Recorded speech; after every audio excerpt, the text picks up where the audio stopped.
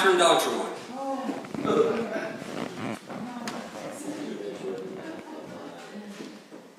This is one individual in one position that has caused more tension, more strife, more division, more anger among French and English in this province than any single person that I can ever remember in my life. She's on a witch hunt, and she's out to further cause strife among our citizens. You know, I always use the example that I grew up in a small town of Minto. How many's been to Minto? If you haven't, you gotta go. It's a great little community. I grew up there. I loved the community. I served as deputy mayor there since before the last election, and didn't re-offer because I've got my hands full here provincially, but I love Minto. Grew up there. Minto's got a culturally diverse community.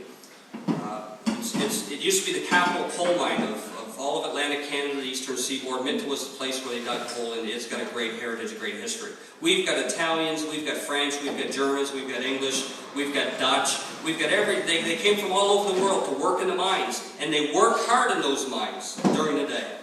When they come out, they played hard at night. When tragedy struck, they got together. When someone fell down a mine shaft, they didn't look down and ask which language they spoke before they went to help them. They got together, they banded together, and they helped the person who needed it. They worked together. The division starts in culture and in people when government do stupid things. When government implements policies that just don't make sense. When you feel like you have two tiers or two classes of individuals, whether it's perceived or real, it creates an attitude and an atmosphere of division. It has to stop. The People's Alliance, when we form government, we will remove Catherine D'Entremont from her position, and we will completely abolish the Language Commission.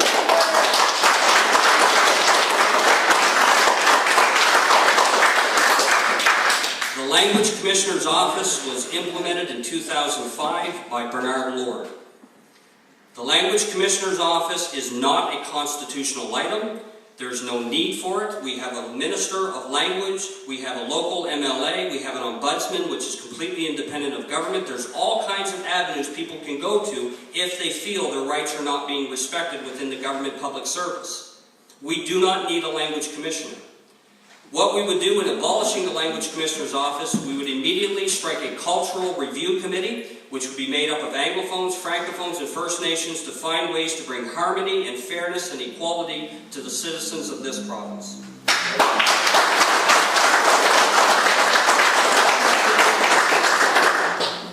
I know I'm starting to get a little long-winded, but I am going to wrap it up here.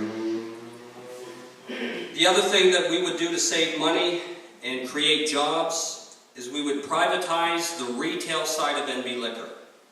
And I want to be clear about this as well, because people think that NB Liquor is the most profitable Crown corporation. And you would be thinking right, because it is. NB Liquor makes, I think, more money than any other taxpayer Crown corporation that's out there. But NB Liquor has two sides to it. It has a distribution side in which they control pricing and distribution, and then you have the retail side of it, which is your employees and your brick and mortar and your buildings and everything that goes with retail sales. What we are saying is, you hold on to the distribution side of NB Liquor, which means the province and the taxpayers still receive the revenue from alcohol that is sold in New Brunswick. And on the other hand, you take the retail side, which is a liability of the cost of the taxpayers, and you eliminate it. Most of the NB Liquor buildings that you see out there now that are NB Liquor buildings, not agency stores, but NB Liquor buildings, most of them are leased, which means every year we, as taxpayers, pay a lease on those buildings, not to mention wages and everything else that goes with it. So what we're saying is privatize that. Allow companies, private companies, to come in and create their own market, to sell liquor from the distribution side of NB Liquor, where we continue to regulate it, but allow companies. If you were to do that, as they did in Alberta, it can create jobs. Alberta has seen a boom in jobs just on that market to be able to do that. Not to mention, we would save money. Matter of fact, by the research that we've done in the Brunswick Legislative Library, over a 3-year period, okay, over 3 years, by simply privatizing the retail side, holding on to distribution, get rid of retail, over 3 years, you're going to save the taxpayers $70 million. $70 million. And create jobs. And lower the price of alcohol. I thought I would get applause on that one. But you know what? In all honesty, you have people now from New Brunswick that are going to Quebec. Right? You see that in the news? It became a constitutional issue, and there was fighting in the courts and everything about that. Look, as a Canadian citizen, I should be able to buy what I want, where I want. There should be no provincial borders forbidding me from doing that. And the government is fighting that and appealing it. The man won, the Brunswicker, but they're fighting it. You know why? Because they don't want to lose that profit, and they don't want to go so far as privatizing. I mean, it only makes sense. You know, if you could buy a product in New Brunswick and pay 30% more than you can simply driving across the bridge, what are you going to do? You're going to drive across the bridge. So the smart thing to do as a government is say, okay, well, how can we make this more equitable that people are less likely to drive across the bridge and that we'll buy the product here in New Brunswick that we can get tax revenue and some revenue off of it? Well, we tell you how to do it. Privatize the retail side. Your problem will be solved.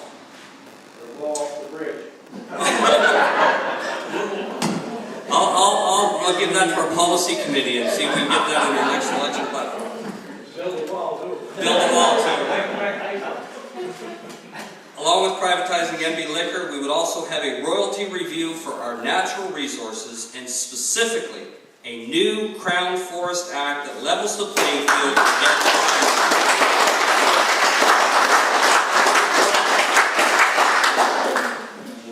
I believe it was in 2012, 2011, 2012, where, let me just back up a little bit. Obviously, the forest that surrounds us, most of it is Crown land, which means it's owned by us as taxpayers, owned by the government. It's Crown land. If industry were to cut the wood off that land, in any other jurisdiction, they pay the taxpayers to have that wood, to create whatever they make, to sell it, and to make money, to make a profit. But the government of any other jurisdiction would make money off that. That's only common sense. You're taking our wood, the people's wood, we want a return on it in royalties and investment. In 2012, I believe it was, 11 or 12, I've got to check exactly what year, but it cost us, as taxpayers, it cost us $12 million to have industry take the wood off our land. It's asinine. And I mean, I'm talking about the bigger picture. When you factor in subsidies and you factor in everything that goes with it, that's the end result, the net gain. As any business would do, they find a net gain, net loss, net gain. And that's what the bottom line is. Well, government doesn't care about bottom lines anymore. They don't care about where money goes or how it's spent or what. They've never even done a review of their own policies in terms of programs and subsidies. How are they working? Which leads me to my next point. The Auditor General. The Auditor General is the friend of the taxpayer. The Auditor General is an independent individual that looks at budgets, looks at numbers, looks at data, and presents, yes, this is good, or no, these numbers don't make sense. The Auditor General does not get involved in politics. She does not talk about whether it's a good policy or bad. That's not her agenda. Her mandate is simply just to look at the numbers. Do the numbers make sense? The recent budget that the Glen government put out, the Auditor General looked at it and said, and she studied it and researched, she said, this does not make sense. She qualified the report, which in essence means, no, this budget is not adding up. The numbers are not adding up. The reasoning behind the budget is not adding up. So she qualified the report. The Auditor General is the friend of the taxpayer. We believe that the Auditor General should be given the mandate to go back over at least the last 10 years and do a forensic audit of every single government program that has given your tax dollars in mind to any form of subsidy, forgivable loan, or grant in the province of New Brunswick. How can we move forward and fix our province if we don't know specifically where it's broken? That's where the Auditor General would come in, and we would mandate her and give her all the resources necessary. I don't care if the Auditor General came to me and said, as Premier and as a government, we need $10 million. I'd say, I'll give you 15. Get the job done. Go back over 10 years and look at I would much rather spend $15 million in 1 year to get this province back in line than to continue to spend $300 million every year while our unemployment rate stays at 10%. Give the Auditor General the resources and the mandate to do her job and to do it effectively. In closing, again, I want to thank everybody for being here. I want to thank you for the time that you took to hear our message. These are just a few things. We've just highlighted a few things that we didn't just come up with this last night.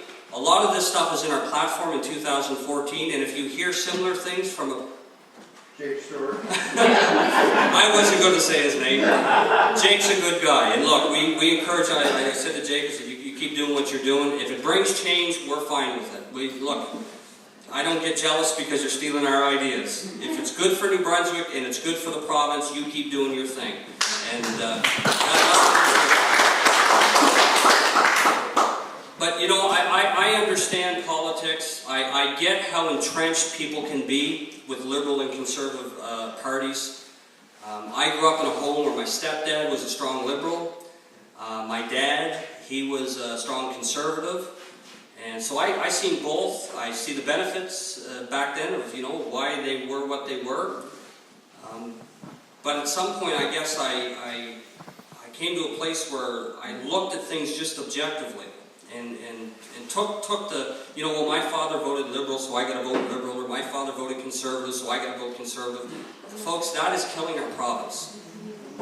I'm sorry if that's too blunt, but that's killing our province. Because what it's doing is it's giving carte blanche every election. You're just letting them do whatever they want, because they count on that. When they run, they don't care about giving ideas. Matter of fact, I encourage you, the next time the PC leaders have a debate, which is open to the public, go. Go and listen to them. Listen to what they have to fix New Brunswick. You know what they'll say? They'll say things like, we're going to create jobs. We're going to fix health care. We're going to create a better education system. They won't tell you how they're going to do it or why they're going to do it. Ask them what they think about duality. Ask them what they think about dual buses. Ask them what they think about language over experience and qualifications. Put those questions to them. You won't get straight answers. They'll walk around it. And here's the point I'm making, is that the parties have gotten to a place where they've grown stagnant. They have no fresh ideas. They have nothing creative. What they want to do is just continue to do what they've always done. They've got a big machine there. They just put a little bit of gas in it, and they just let it work. And the problem is, it's us. It's us. Because we buy it. Year after year. We don't care about details. Just give us whatever you think you can give us and we'll vote for you. But folks, look, listen, I wouldn't be doing this if I didn't believe that that's starting to change. It's starting to change all across this province. I talk to people all the time. They're tired of the two major parties and the fluff that they've been given out year after year. They want substance, they want a real plan, they want real vision, they want things that will work. We're going to give you things that will work. We're going to give you ideas. We're going to talk about how we're going to do it. This is specifically how we're going to do these things.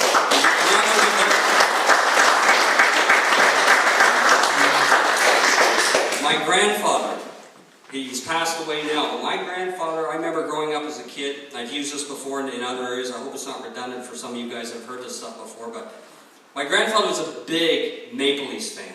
I mean, die-hard Maple Leafs fan. Got real quiet in the room, eh? I'm a Canadian fan.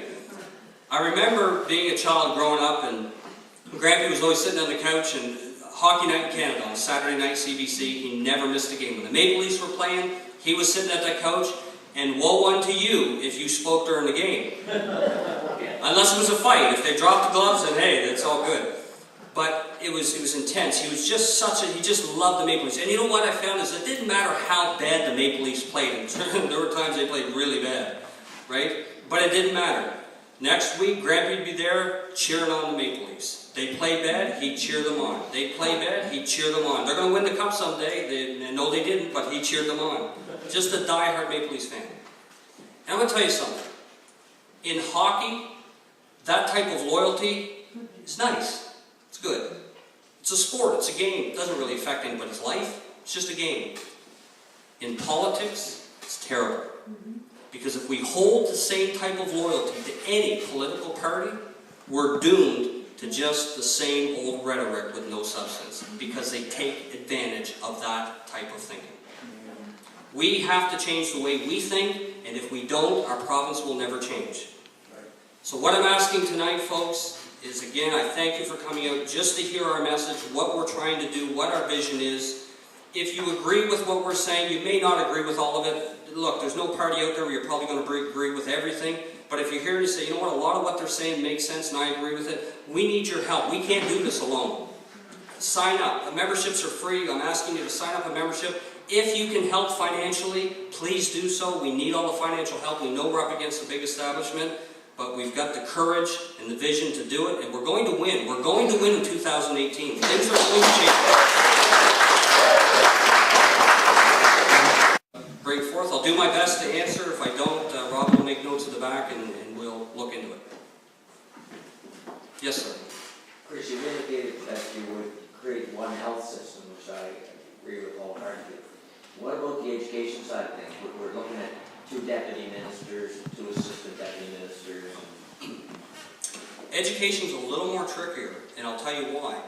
Because education is mentioned specifically in the Constitution. Now that doesn't mean we can't do something. But does it need that upper echelon to really run? Exactly. Well, here's what I've been kicking around, and just looking at things.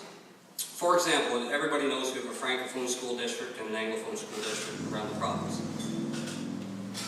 If you are English parents, you cannot enroll your child in a French school system. You can't. It's against the law. If you're an immigrant that comes to New Brunswick, you can enroll your child in any school system. So people coming outside, and listen, I'm not against immigration. I think they should have that choice. I'm not arguing that. But just to put it in perspective, that you can have people outside the country come to New Brunswick and enroll their child wherever they want. It's discrimination. Right, but we as we pay for the system, we pay for the schools, but we can't enroll our children into a Francophone school? Like That's wrong. They may have 11 graduates. If Blackville school had 11 graduates, all those kids would go to Rimshee Valley and graduate. They wouldn't have to stay open. Right. But they can stay open because I know I've taken, when I retired, I took pictures there for every student, they had 11 on. Right. And that's just 6 years ago. Yep. So what I would like to see, and this isn't party policy, I want to be clear about that, this is just the hamster on Kris's wheel. But what I'd like to see is maybe a threshold within the Francophone schools that said, look, 70% of registrations are allotted to Francophone parents to make sure they get precedent. It is a French school. But the other 30%, we're going to open up to anybody. Whether it's immigrants, Anglophones, doesn't matter. We're going to open it up. Because what would happen is, if I chose to enroll my child in a French school, my child is going to learn French. He's going to become bilingual. I enrolled my child in French immersion in the English school in New Brunswick, in Minto. They don't offer it. Matter of fact, half of the schools in Anglophone School District West, they don't offer French immersion. Half don't offer French immersion. But when my son graduates, if he chooses to work for the government, he won't be able to, because he will not be bilingual. So the government is completely hypocritical in saying they want bilingualism, but not allowing children to actually learn French. So, I guess to answer your question, it's not in our mandate, or to be honest, in our plan, to tear down the Francophone school district. We would leave that intact, but we would open it up to allow Anglophone parents to enroll their kids into the Francophone schools, and vice versa, because Francophone parents, they can enroll their kids into English schools, but they can enroll them in French immersion. That's against the law. So